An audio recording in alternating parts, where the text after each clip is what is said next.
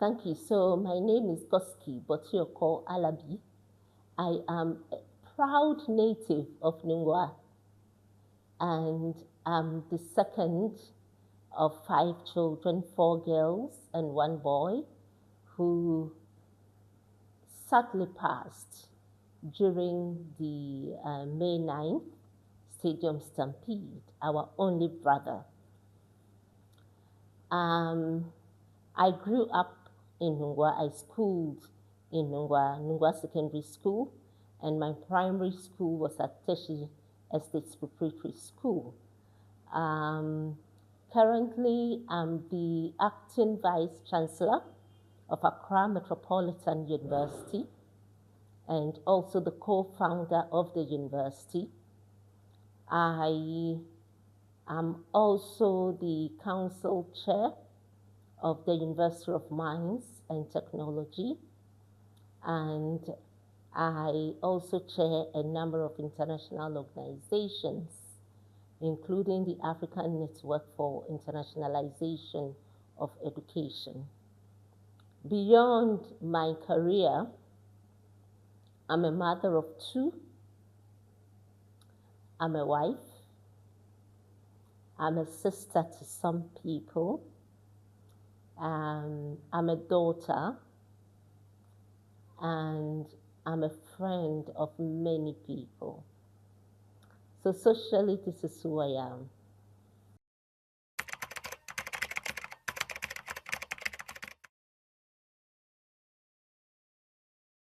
Well, I think that firstly, it's a passion, but I think that I somehow strayed into education, though I have been trained as an educationist because I attended the University of Cape Coast, where I did the double program, an undergraduate in chemistry, that is a BSc in chemistry, and a diploma in education.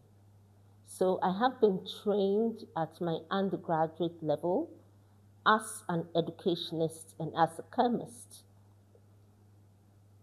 However, as I grew, I thought that I was going to be more in the public sector, influencing policy. That is where I saw myself. But somehow I strayed into my passion. And I'm a very proud teacher. I love to teach. Teaching is what I was made to do, I presume. And so somehow nature found me there.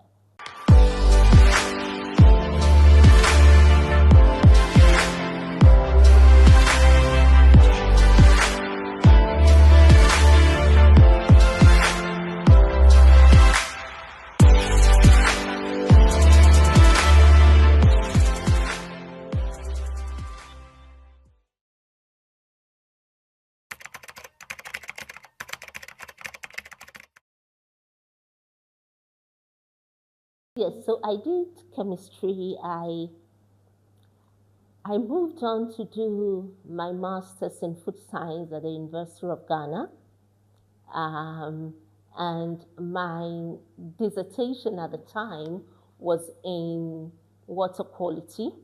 So I studied the quality of water in the Densu Basin, along the stretch. And that was quite interesting for me. Having done that, I worked for some time at CSIR. But I worked in an administrative role as a scientific secretary to one Professor Ayensu, who was then the Deputy Director General with about 6 different research institutions under our sector, which CSIR called INS, the Industry, Natural and Social Science sector. So I worked there and I enjoyed it very much. But I wanted to practice with my chemistry and my food science So I applied to the then Food and Drugs Board, now Food and Drugs Administration, where I worked using my science background. But I must say that more and more I find that science is interdisciplinary. And I think that it is high time that we taught science as an interdisciplinary discipline, not just as natural science, but also to support it with some degree of social science. Because while in Food and Drugs Board, you realize that I was not in the lab, but I was evaluating products for registration for safety purposes for the consumption of the general public. I got a lot of interest into consumer protection, which I practiced for some time, and I still do to some extent. But I found myself doing more of policy at that point because, yes, you evaluate the products and you write a report whether it should be registered or not registered based on a certain criteria. But there was more to do than just registering of products. For example, at that time, I served on the National Health Planning Committee. And at that committee, we planned the entire funding basket of the Ministry of Health. You know, the allocation of resources to the various health institutions, issues of accountability. During that time, we started piloting the performance contracting, kind of scheme, let me put it that way, just to ensure that there is accountability and value for money for the resources that were allocated to the various institutions. At the same time, I found myself participating in the World Health Assembly 4 times as national delegate, where we were influencing, policy and developing resolutions and conventions that countries would need to kind of buy into or ratify and then be held accountable by those resolutions, global resolutions and conventions. So I realized that, life out of school and out of university is more than just what you studied in your discipline. It's more multidisciplinary. And I think that if you ask me, I would say there are certain courses which should be compulsory, for university students. One of them is digital citizenship. The compulsory subject that the universities are compelled to include in their undergraduate program by the regulator, I find some of them outdated. For example, computer applications or whatever it is, and they have to do it 1 and 2. And when you look at the content itself, it's not in line, with current global trends. I feel every student in the university at the undergraduate level should learn something about digital citizenship. Number 2, I think that AI should be a part of, the training, digital citizenship. I met a couple of friends internationally who were discussing some of our policies, and I say this reservedly. And the people were saying that We're training coders now, we focus, which is a very good thing, on training like 1 million coders over a certain period of time. But it appears that looking at trends, by the time these coders are ready, the trends had shifted, because today AI can be used to code. You can develop a website in a few seconds. You can write many different codes for many different things using AI in minutes. So really, I think that digital citizenship with AI is something that every student in the university must be made to learn about.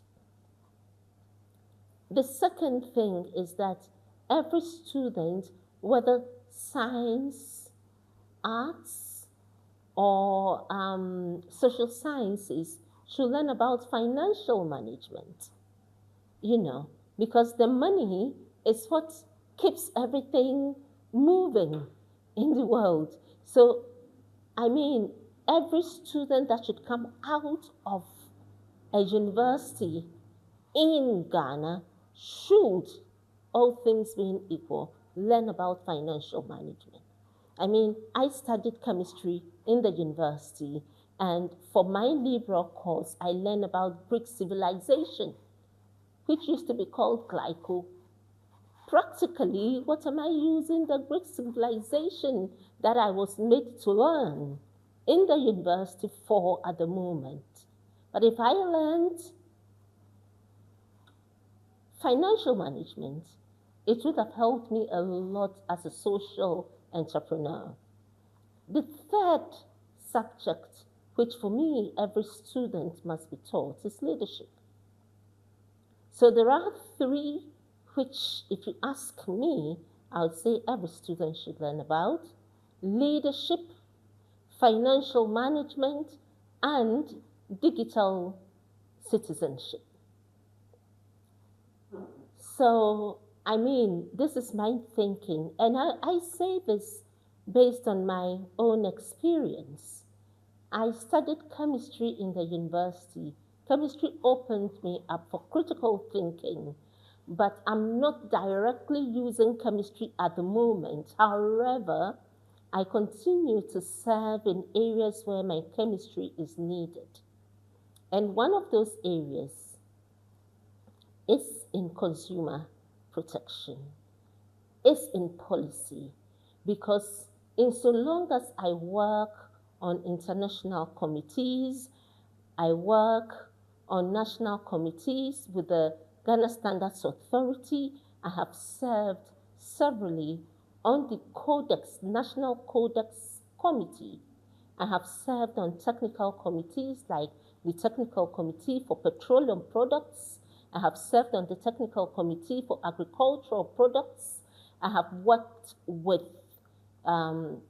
farmers and exporters of fresh foods to Europe on ensuring that they meet the requirements for good agricultural practices, And in all of that, I needed to understand something about what they were calling the Pesticides Initiative Program. Pesticides is chemical. So to serve on some of those committees, even though it is policy, even though it is standards, even though it could be regulation, my chemistry background comes into play. Okay, so I think that chemistry has been very good for me as a person. Food science has been very good for me because I've practiced with all of them and I still practice with them. But along the line, as I said, I moved into quality management, and that took me into business, the discipline of business and leadership, or management and leadership, if I would put it that way. And once I got there, I decided to stay.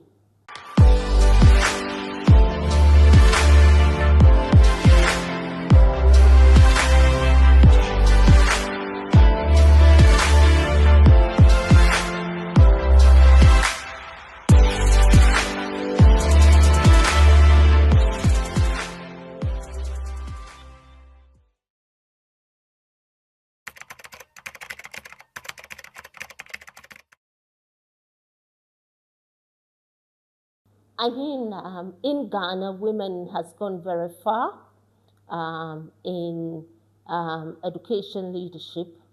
We've seen women, as we speak today, the Deputy Director General for the Ghana Education Service is a woman, Professor Smile Diti.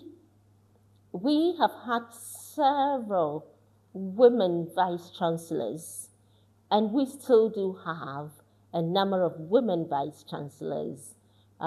Myself, as an example, and for me, I believe that I stand very tall amongst many others. Equally tall amongst many others, the KNUST, Professor Abina, I think. I have my own sister at, how do you call it, the University of Ghana, who is also a female vice chancellor. I am a female vice chancellor and an entrepreneur, and I would explain that. I am not head of a public university. We've had also our own first vice president in the person of Professor Jenana, who is the first vice chancellor, female vice chancellor of the University of Cape Coast. In fact, she is the first female vice chancellor in Ghana.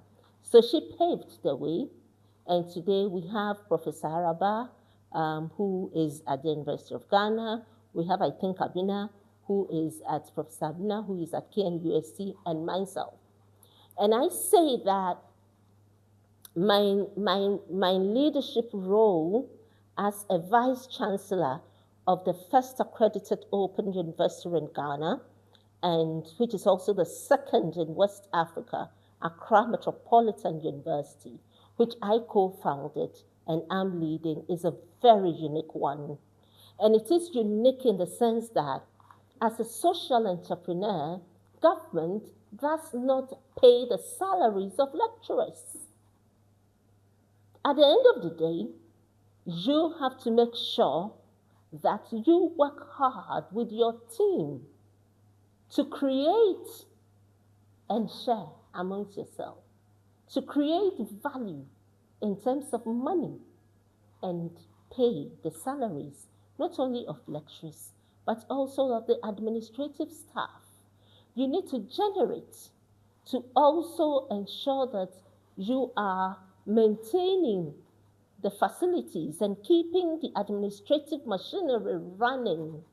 It is nothing like where you know that at the end of the day, salary for lecturers, for staff, is going to come from somewhere. It takes grace, it takes a different level of competency to do that.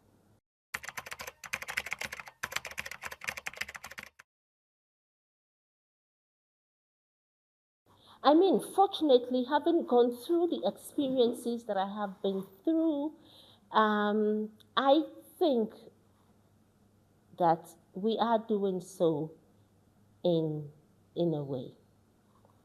We have an accredited program. I think it would be the first of its kind. And I say that because I'm not aware of any university that has leadership and sustainable governance.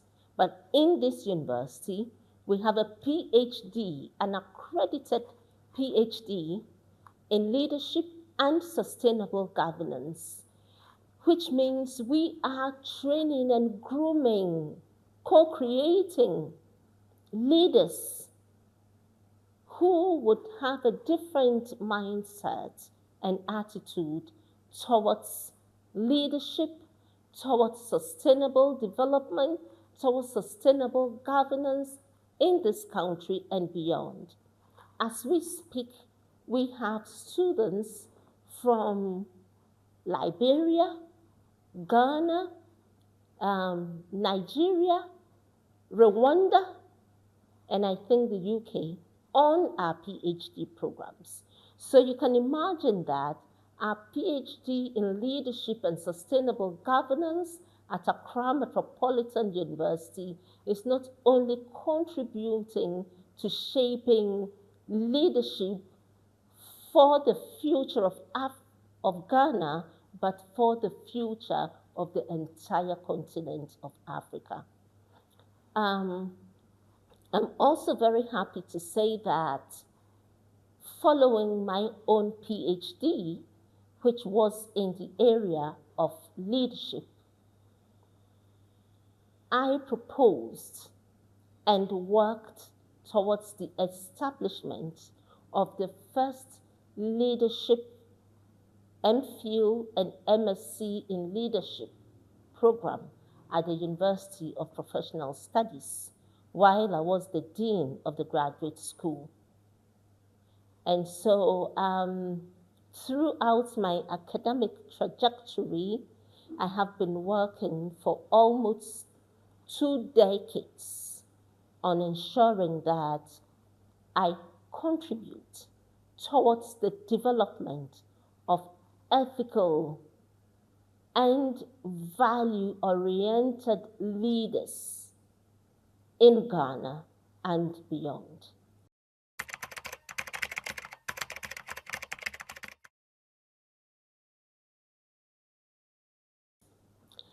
Yes, thank you very much.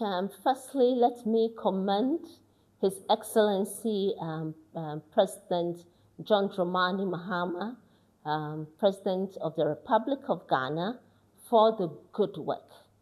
23% of women in his government is no mean achievement.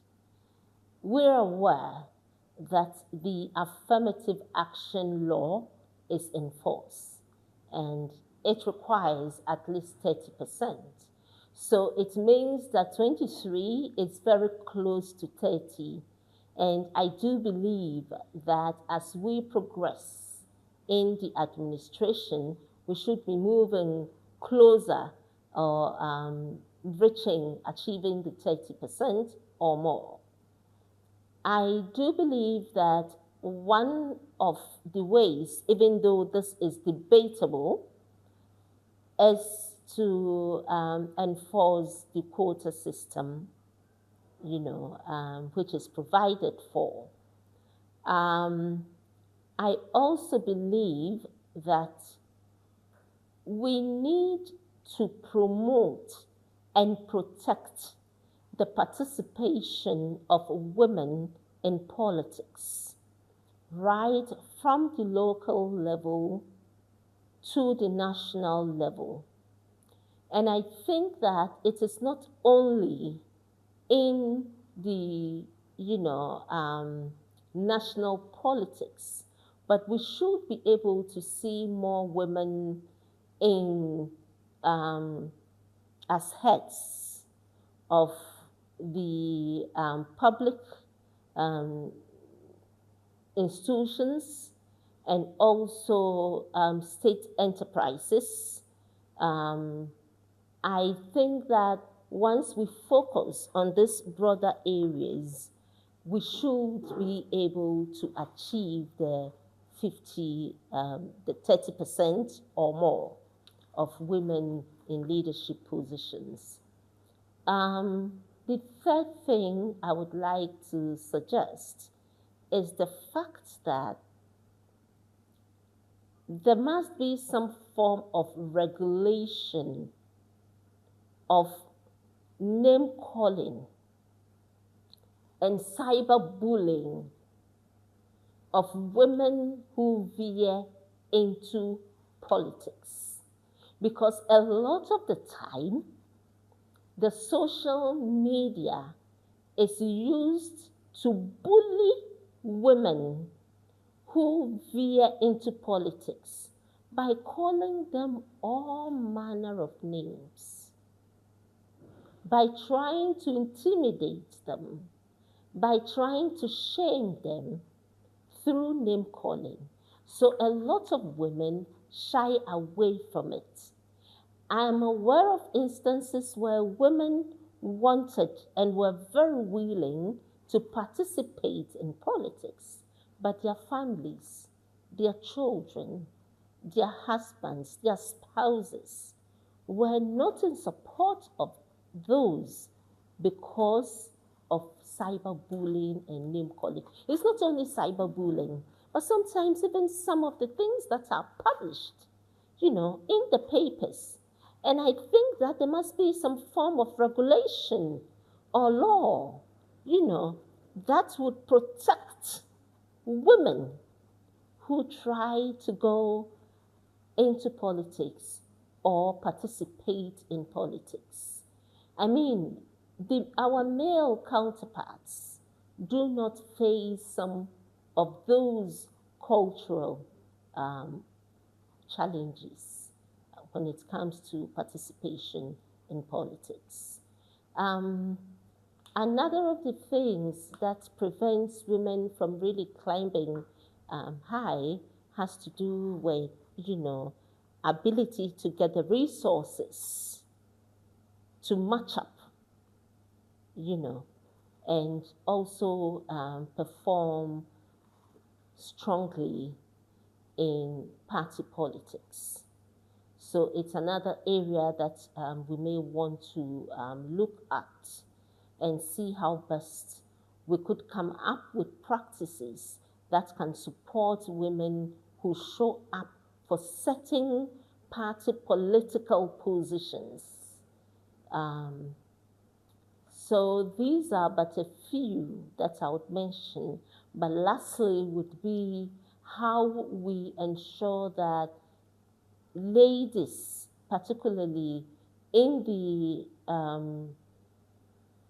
urban areas and in the urban poor areas and the rural communities, would be supported to go through education, not only at the primary or secondary levels, but also at the tertiary levels as well.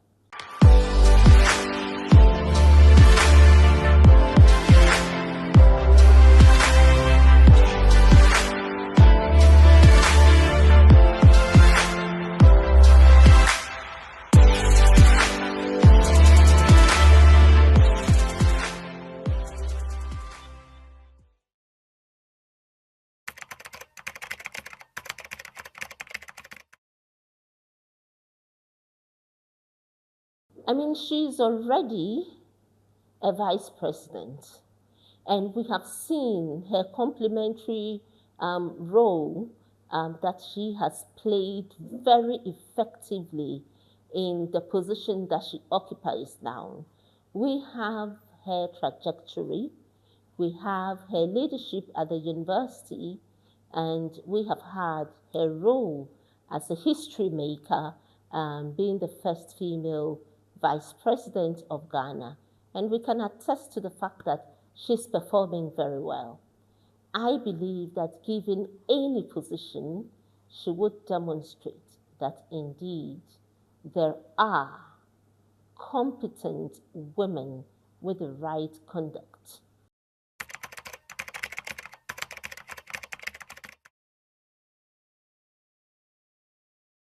Absolutely, because naturally a lot of people look up to her. And so definitely as a female president, I believe that yes, people would look up to her leadership as much as is possible. We have had quite a number of female presidents in Africa. We've had Salif Johnson, we've had Joyce Banda, we've had Amina, we have just the Tanzanian president. We've seen what is going on. So I could imagine where the question could be coming from. However, I wouldn't want to comment right now publicly on what is happening in Tanzania. I would say that it is not as much as is expected, but there could be forces, there could be forces that may have led to what we see in Tanzania at the moment. And I wouldn't want it to appear as though because a female, a lady, because a woman, let me put it that way, because a woman took over the, highest level of leadership, we've seen things go the way they have gone in Tanzania. There are countries where men have led and things have gone the same way. So we cannot equate the two. We have also seen the Namibian, current Namibian president who is ensuring that there is ethical leadership as a woman president. We saw Salif Johnson. We saw Joyce Banda of Malawi. So, I mean, there are several examples on the continent that suggest that women have the ability to perform very well in, the position as president. So I don't think that it should be any different with the background and the trajectory that Her Excellency Professor Nana Jane has proven so far.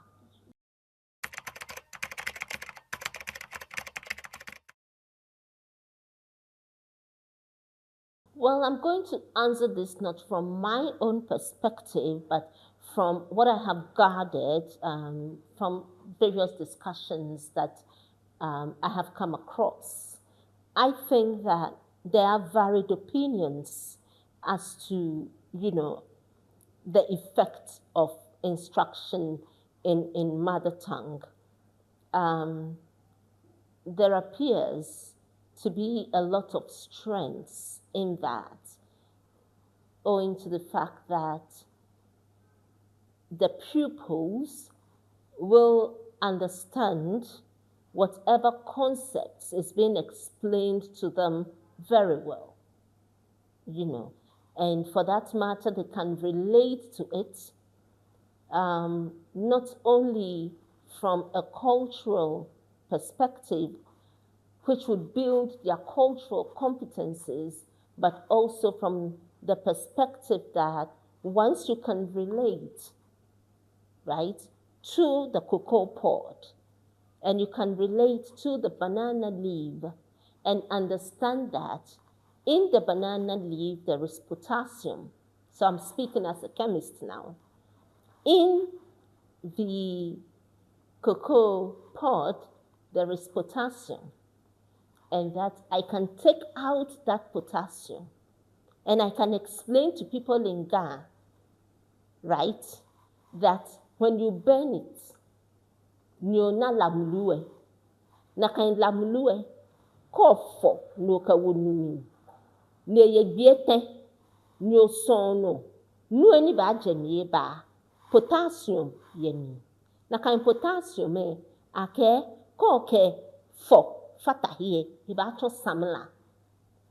have explained saponification in my local language to the people, right? And I believe they can relate to this probably way better than if I was teaching them in big jargons like saponification, and then the process is some theoretical thing that they cannot relate to. The power of teaching in our mother tongue. And I believe that their advantages cannot be understated. On the flip side, there are those who consider global kind of participation, global citizenship, and the ability to kind of express oneself in a global language like English, because English is widely spoken. So that balance between grooming people who are locally responsive through their local language and actively participating as global citizens is another thing. I don't know how we are going to balance this, but it is something that we ought to balance effectively. We would need to actively and very consciously develop the confidence of our people, the assertiveness of our people. I believe that it is not enough to teach people in the mother tongue, but where the reorientation of the mind has not been adequately done, we may still have a challenge in the sense that we should believe in ourselves, and the generations to come should be proud to be associated with their local context. But where we have not been able to free the minds of our people to save themselves, because none, according to Bob Marley, but us can free our own minds.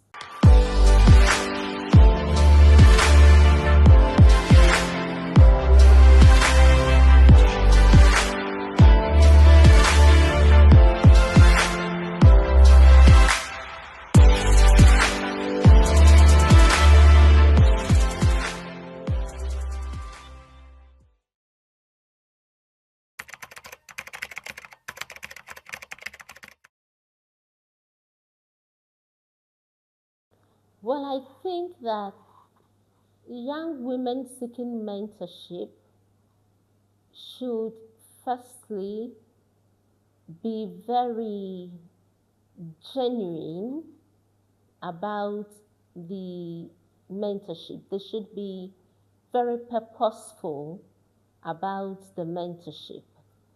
There is the general belief that um, asking for mentorship is a subtle mechanism of gaining access to, people in positions of authority.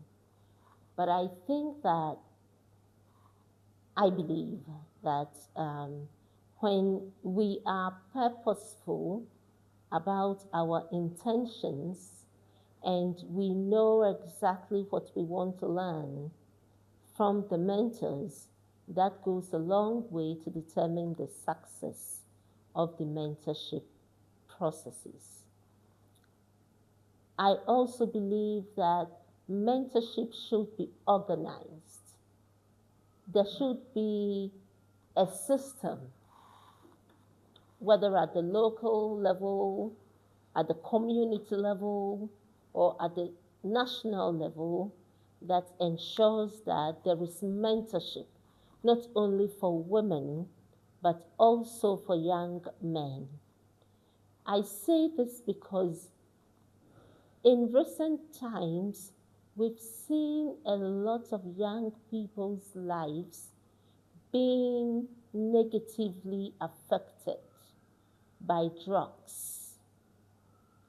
There are many young people in the communities, male and female, who easily take to drugs because sometimes they don't have people that could talk to them or could talk them out of their fears and their challenges in life.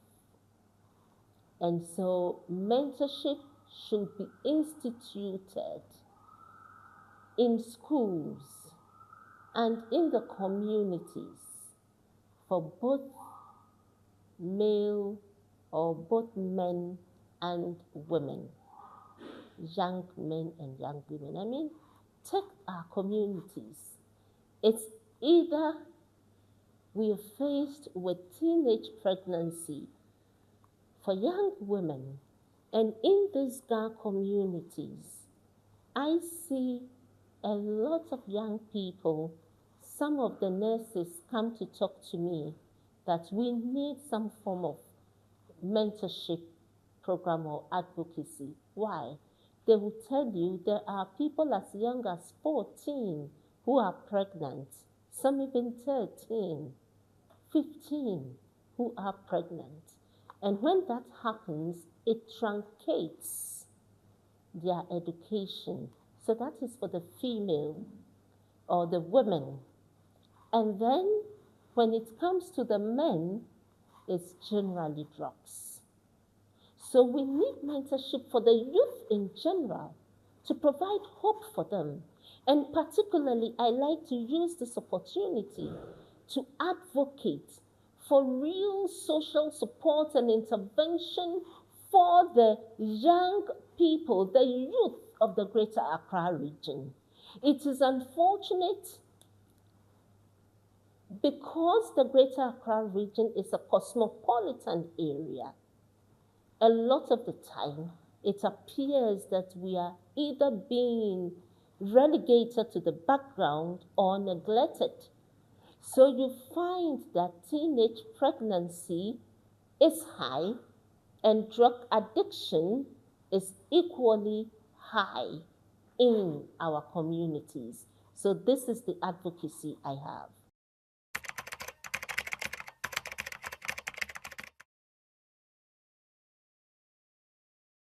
My very sincere condolences go to the former First Ladies, Her Excellency Nana Konedu Ajiman Rawlings, her family, and in particular her children.